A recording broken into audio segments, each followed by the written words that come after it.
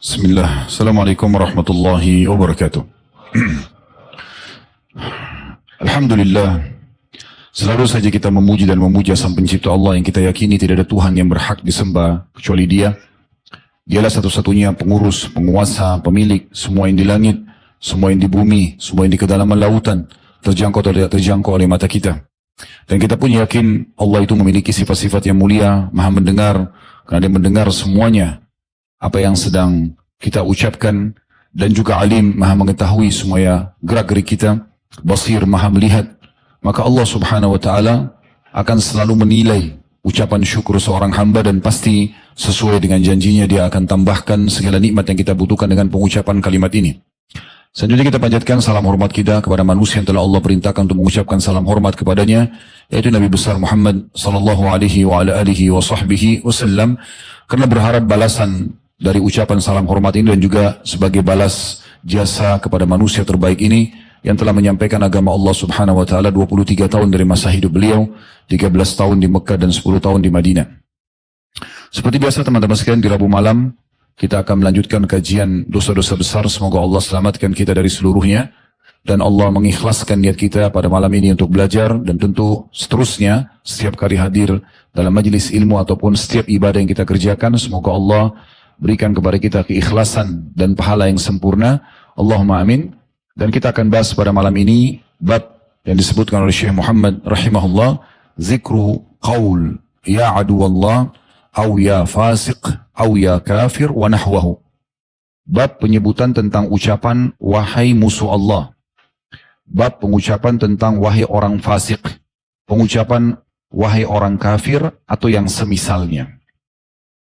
Sebelum kita masuk ke dalam bahasan ini, saya akan coba dulu kembali kepada dasar-dasar Islam berhubungan dengan masalah bagaimana sikap dan akhlak seorang muslim, terutama dalam mengontrol lisannya.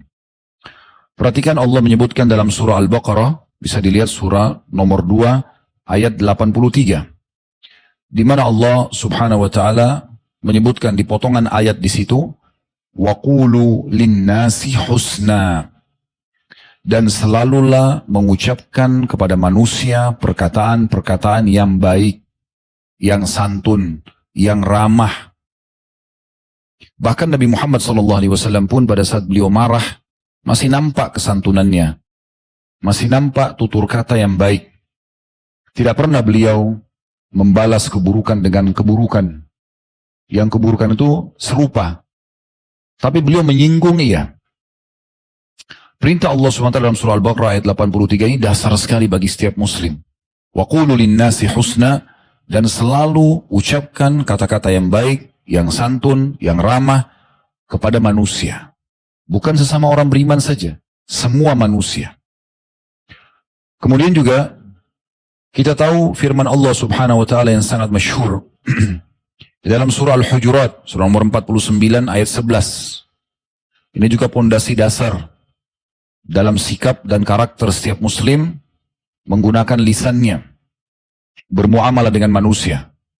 Al-Hujurat surah nomor 49 ayat 11 yang bunyinya, ya ayyuhalladzina amanu la yaskhar qaumun min qaumin asa an yakunu khairan minhum wala nisa'un min nisa'in asa an yakunna khairan minhun wala talmizu anfusakum wala tanabazu bil alqab bi'sal ismul fusuqu ba'dal iman wa man lam yatub faulaika humul zalimun. Perhatikan Allah berfirman dari 1400 tahun yang lalu ayat ini, dan akan terus ditilawahkan oleh orang beriman sampai hari kiamat, dan juga akan menjadi prinsip dasar orang yang sudah masuk iman dalam hatinya. Hai orang-orang beriman, janganlah sekumpulan orang laki-laki merendahkan kumpulan yang lain. Boleh jadi yang ditertawakan, dianggap remeh, diolok-olok, lebih baik daripada mereka. Dan jangan pula sekumpulan perempuan merendahkan kumpulan lainnya. Boleh jadi yang direndahkan, diremehkan, diolok-olok, itu lebih baik. Ini pesan Allah yang pertama, tidak boleh merendahkan komunitas lain. Pesan yang kedua, dan jangan suka mencelah dirimu sendiri. Kok saya jelek, kok saya hitam, kok saya pesek, kok saya begini dan begitu. Ciptaan Allah ini, bukan milik kita. Allah yang pinjamkan badan ini. Kita kalau menghina tubuh kita sendiri berarti kita menghina penciptanya. Kita bukan pemiliknya. Pesan ketiga. Dan jangan memanggil dengan gelaran yang mengandung ejekan. Pendek, gendut, botak, apalah. Ya. Lalu Allah SWT mengatakan, seburuk-buruk panggilan adalah panggilan yang buruk sesudah iman. Maksudnya kalau kalian sudah menjadi orang beriman, sudah faham, nggak boleh lagi panggil-panggil buruk seperti itu. Dan barang siapa yang tidak bertaubat, terus saja melakukan itu, merendahkan kelompok yang lain, menghina dirinya sendiri, ya. Kemudian juga memanggil dengan panggilan-panggilan buruk, maka mereka itulah orang-orang yang zalim. Jadi 3 pesan ini, yang pertama jangan merendahkan kelompok-kelompok lain, komunitas lain. Saya pernah jelaskan ikhwah dan akhwat sekalian rahiman rahimakumullah tentang hukum syamata, kalau masih ingat.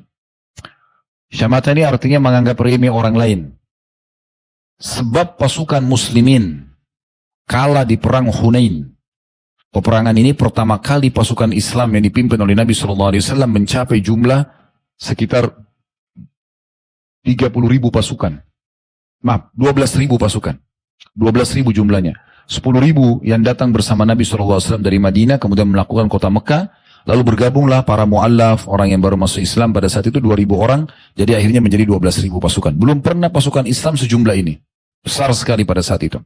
Sebagian sahabat ada yang mengatakan begini pada saat lagi menuju ke lembah Hunain, dengan pasukan sebesar ini kita tidak akan pernah kalah. Maksudnya musuh dianggap remeh. Karena perkataan ini saja Allah uji muslimin kalah. Juga Umar bin Khattab berkata radhiyallahu anhu, saya khawatir kalau ada wanita hamil di depanku, kalau aku berkata, ih perutnya besar ya, maka tiba-tiba Allah membuatku hamil. Kita bukan sedang membahas letter-letternya, tapi lihat pesannya. Padahal tidak mungkin laki-laki hamil kan? Tetapi dia menunjukkan kepada kita sebuah ilmu penting dasar dalam Islam, tidak boleh mencelah dengan alasan apapun. Ini penting sekali. Menganggap remeh komunitas. Apakah pengajian dengan pengajian, komunitas, instansi dengan instansi, partai dengan partai, apalah. Merendahkan orang lain. Tunjukkan kualitas, selesai. Tugas kita itu. Lalu kita praktekkan dalam kehidupan kita apa yang sudah kita janjikan. Selesai. Gak perlu kita merendahkan orang lain. Jangan sampai kita berdagang misalnya. Kemudian ada seorang konsumen datang dan mengatakan, ini berapa harganya? Misal jilbab atau peci. Oh ini 20.000 rupiah. Toko sebelah kok 15.000? Kita harusnya kalau seperti ini introspeksi diri. Kok bisa lebih murah? Baik, kita bicara apa adanya. Kualitas kita. Setahu saya tidak bisa jual dengan harga segitu.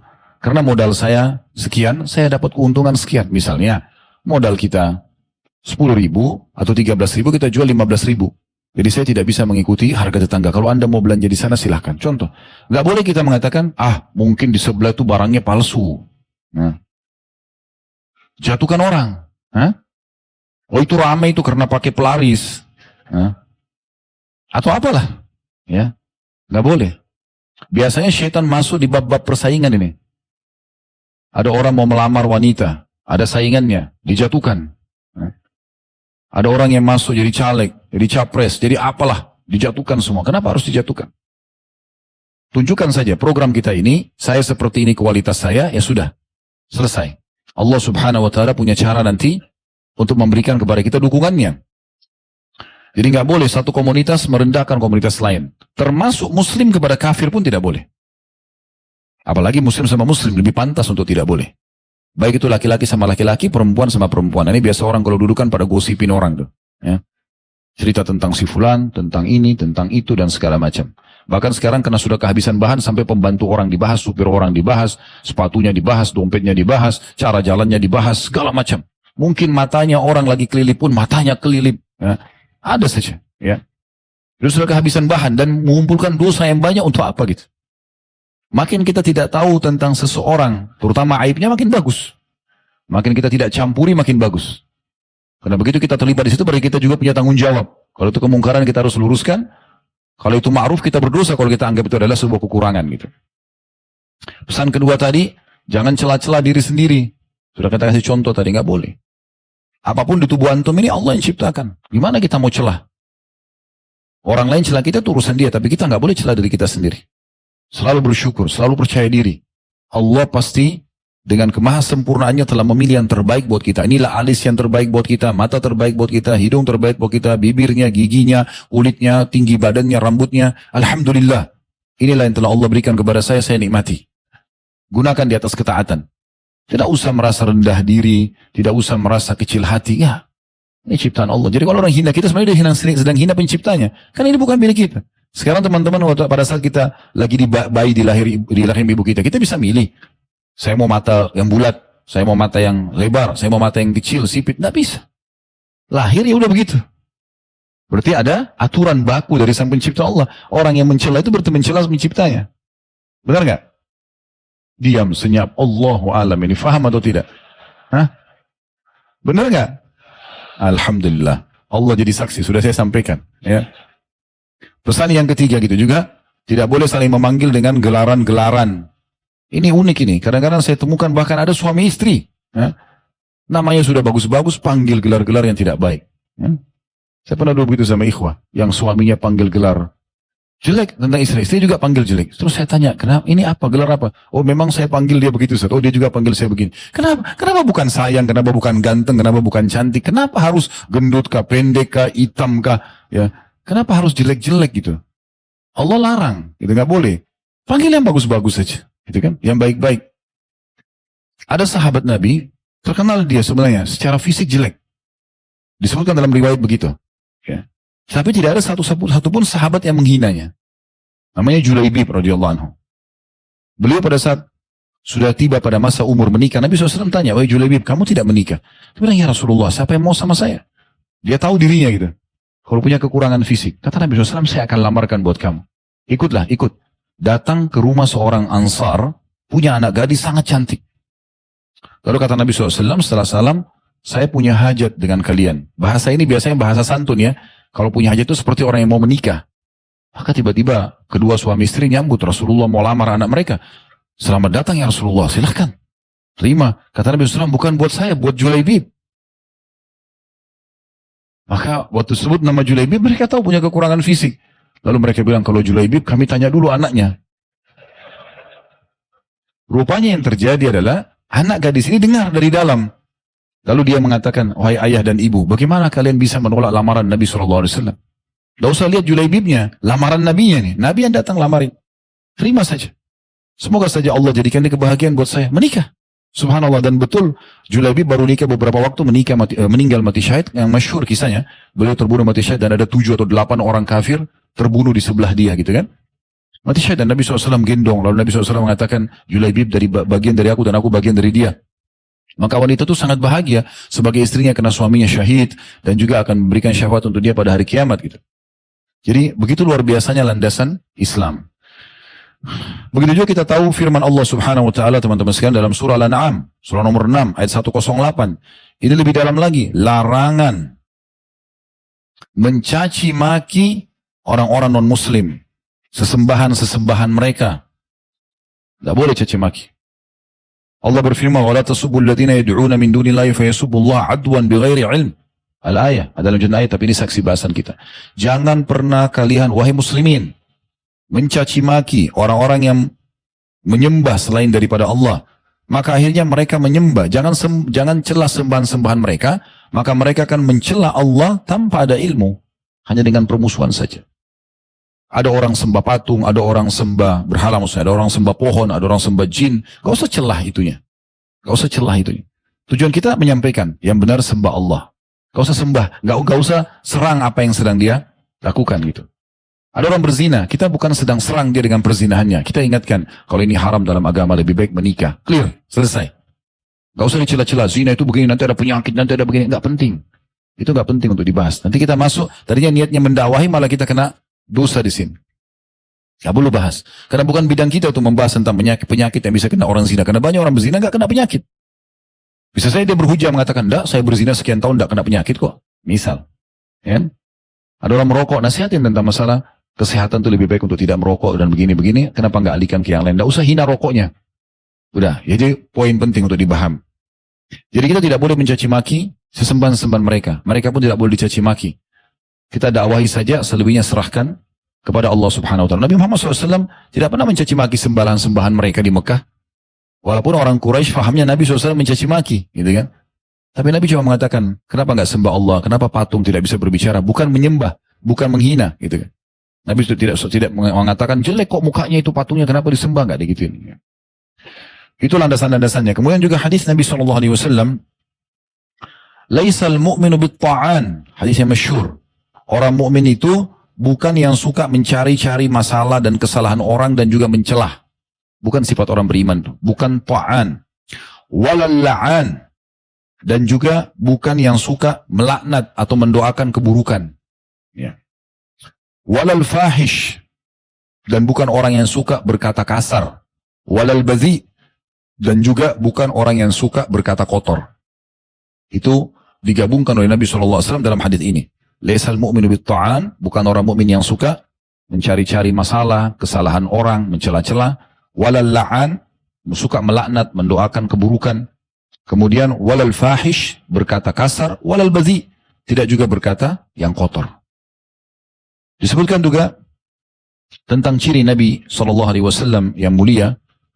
Dikatakan dalam hadis Bukhari dari Abdullah bin Amr radhiyallahu anhuma, beliau mengatakan, lam yakunin Nabi sallallahu alaihi wasallam fahishan wala mutafahisha. Nabi sallallahu alaihi wasallam itu tidak pernah punya sifat keji.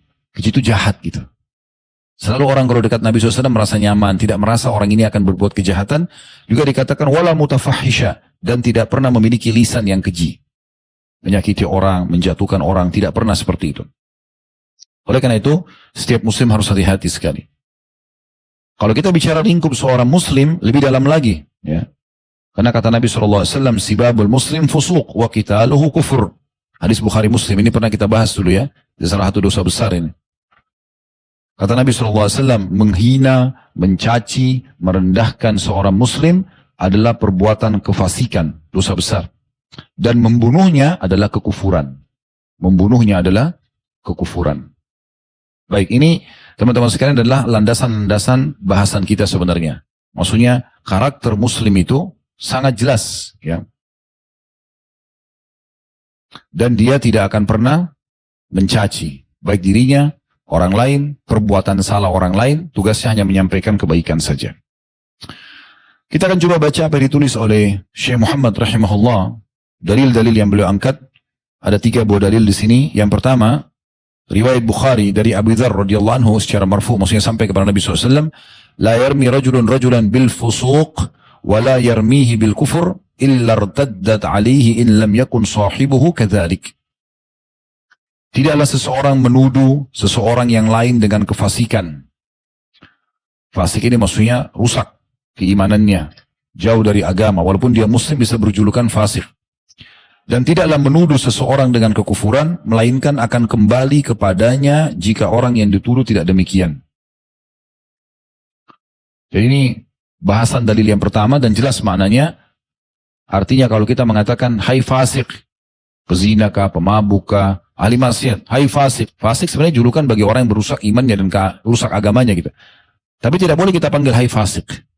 Atau kita mengatakan hai kafir. Bahasa nanti kita rincikan ini ya. Kalau ucapan kafir ini ada kurang lebih 3 tingkatan nanti. Mengucapkan kepada secara umum, atau ucapan khusus, atau kepada muslim. Ini ada rinciannya nanti. Tapi yang jelas, mengucapkan hai kafir, ini ada konsekuensi hukum. Kalau orang yang sedang kita jadikan target, hai fasik, hai kafir, tidak layak untuk itu, maka pasti akan kembali kepada pengucapnya. Tugas kita teman-teman adalah beribadah untuk diri kita dan menasihati orang lain kalau dia salah. Kita tidak diciptakan oleh Allah SWT untuk jadi pengawas. Kau usah jadi pengawas untuk orang lain. Mudah-mudahan bisa difahami. Pengawas tahu kita. Awasin ini, mata-matai orang, mantau, ya, mencari tahu sampai di mana prestasinya, apalah kegagalan-kegagalannya. Ini tidak penting. Kecuali antum memang satu perusahaan, antum seorang manajer harus ditugaskan memang melihat kualitas kerjanya bawahan antum, itu lain. Tapi secara umum tak boleh. Bukan tugas kita untuk itu. Ya. Jadi dari hadis ini kita ambil pelajaran tidak boleh mengucapkan sembarangan kalimat fusuk ataupun kafir. Ya. Nanti akan ada rincian tentang masalah itu. Dan kalau seandainya yang diucapkan itu layak untuk mendapatkannya, maka akan sampai pada dia. Tapi kalau tidak, akan kembali kepada pengucapnya. Bayangkan kalau yang mengucapkan ini sebenarnya bukan orang fasik, tapi nanti jadi dapat julukan fasik dia karena dia menuduh orang lain. Atau dia tidak kafir, tapi dia jadi kafir karena dia menuduh orang lain kafir, padahal sebenarnya tidak layak untuk jadi orang kafir. Nah, itu yang dimaksudkan. Kemudian yang kedua yang diangkat oleh beliau adalah riwayat Samura radhiyallahu anhu secara marfu, maksudnya sampai kepada Nabi SAW juga, la tala'anu bila'natillah wala bighadabillah wala binnar. Disahihkan oleh Tirmidzi. Jangan pernah kalian saling melaknat dengan laknat Allah. Semoga Allah melaknatmu. Semoga, makna kalau bahasa Indonesia, semoga Allah membinasakan kamu, semoga Allah mencelakakanmu, gitu-gitu. Itu laknat namanya. Berdoa agar orang jauh dari rahmat Allah. Dan jangan juga pernah saling menyerang dengan kemurkaan Allah. Dan juga dengan neraka. Misalnya mengatakan, semoga Allah murka padamu. Semoga kau masuk neraka. Nah, itu tidak boleh. Walaupun kita lagi sangat emosi. Ya. Tapi kalau kita mengatakan misalnya, perbuatan ini bisa membawa kepada neraka nantinya. Hati-hati. Itu lain. Niatnya menasehati. Tapi kalau kita memvonis orang, nah ini tidak boleh. Dilarang oleh Nabi SAW. Dan ini, kalau ada larangan seperti ini, ya, berarti masuk dalam kategori dosa besar. Nggak boleh. Jadi selalu ucapkan kata-kata yang baik. Ya. Walaupun kita lagi emosi, semoga Allah berikan hidayah. Ya. Kalau orang-orang Arab sudah sering kami dengar itu ya. Allah yahdik, semoga Allah berikan hidayah. Ucapan ini diucapkan padahal mereka lagi marah banget gitu. Karena ada masalah yang sedang dibuat gitu. Ya. Jadi selalu minta agar Allah berikan hidayah. Nah ini doa yang sangat baik. Kita kan jarang sekali mengucapkan doa-doa seperti itu ya. Itu juga jangan main-main dengan murkahnya Allah. Masih ingat ada hadis, sehingga saya riwayat Bukhari yang kata Nabi SAW ada dua orang, yang satu baik, yang satu buruk gitu kan, jauh dari agama. Tapi yang baik ini selalu menasihatin, jangan kamu begini nanti Allah marah. Orang yang buruk ini, fasik ini tidak pernah mau dengar. Satu waktu dia bilang, Allah tidak akan memaafkan kesalahanmu. Yang bilang itu orang baik ini.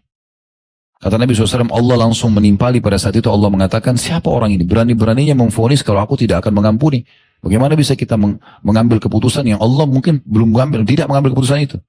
Siapa orang ini? Maksudnya orang yang baik tadi itu berani benar memvonis aku tidak akan mengampuni. Ketahuilah karena vonisan dia itu aku telah memaafkan semua kesalahan orang yang fasik dan aku sudah hapus amal solehmu. Itu orang baik itu dihapus amal soleh.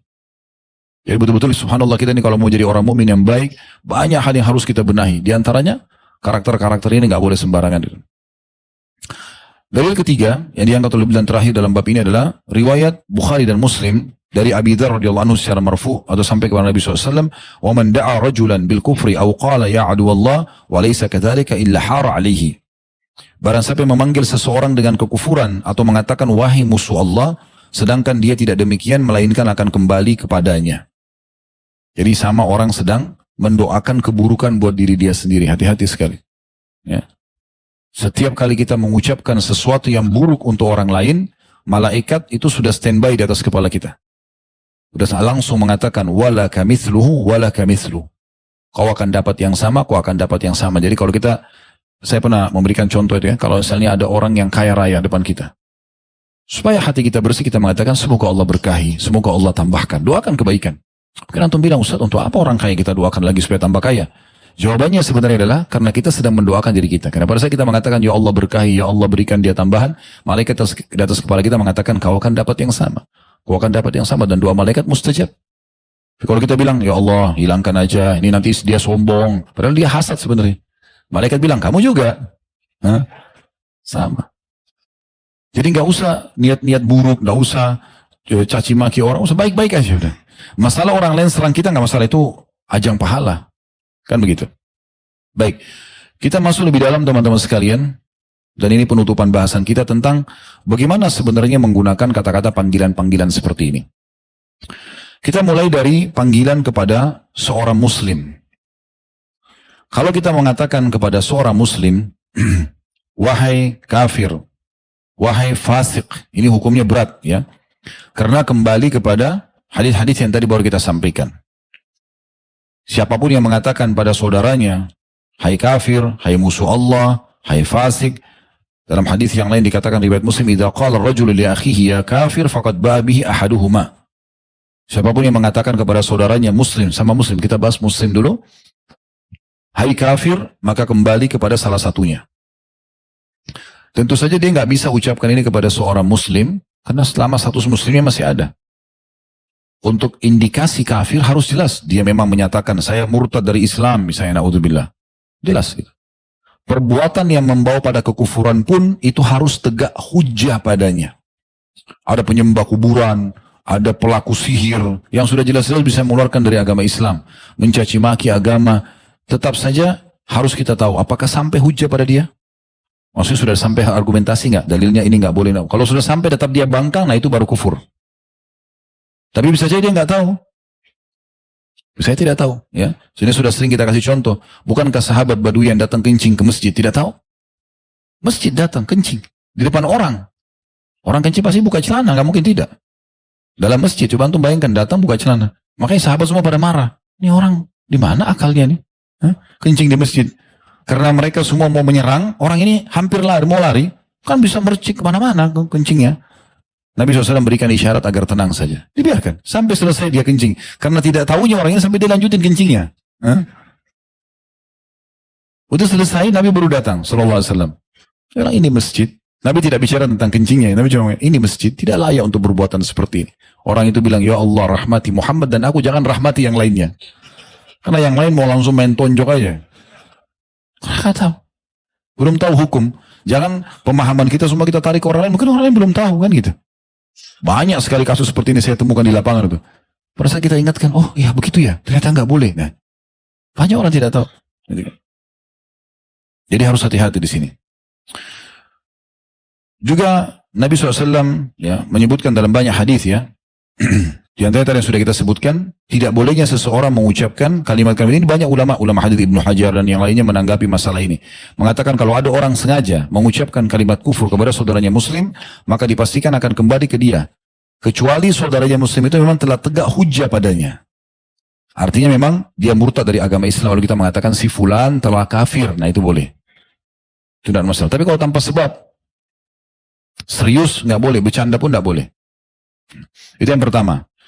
Yang kedua, kalau kita menggunakan kalimat kafir kepada orang kafir.